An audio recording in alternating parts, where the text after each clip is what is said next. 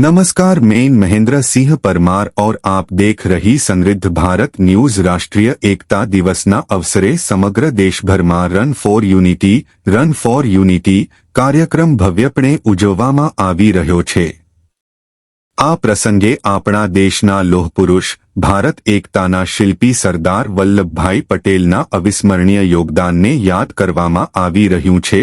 સરદાર પટેલે સ્વતંત્ર ભારતના અખંડ એકતાનું સ્વપ્ન સાકાર કરવા 562 રજવાડાઓને એક તંતુમાં ગૂંથી દેશને એક સંગઠિત શક્તિ બનાવી હતી। તેમના અદમ્ય સાહસ, દૃઢ સંકલ્પ અને અખંડ દૃષ્ટિને વંદનરૂપે આ દોડનું આયોજન કરવામાં આવ્યું છે। આ કાર્યક્રમ માત્ર શારીરિક કસરત કે રમતગમતની પ્રવૃત્તિ નથી, આ તો આપણા આંતરિક દેશભક્તિને, એકતાના ભાવને અને રાષ્ટ્રપ્રેમને પ્રગટ કરતું અનુષ્ઠાન છે।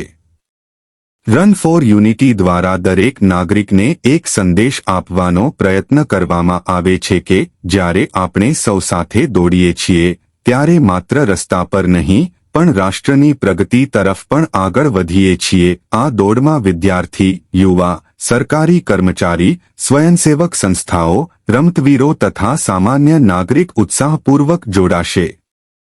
સૌના સહકારથી આ કાર્યક્રમ એકતા, શાંતિ અને રાષ્ટ્રના સર્વાંગી વિકાસનું પ્રતીક બની રહેશે। આપ સૌને વિનમ્ર અપીલ છે કે આ કાર્યક્રમમાં વધચડ કરીને ભાગ લો અને આપણા લોહપુરુષ સરદાર વલ્લભભાઈ પટેલના વિચારોને વાસ્તવિક જીવનમાં ઉતારવાની પ્રતિજ્ઞા લો। શું તમે ઈચ્છો છો કે હું આનો હિન્દી અથવા અંગ્રેજી અનુવાદ પણ બનાવી દઉં, સરકારી ઉપયોગ માટે?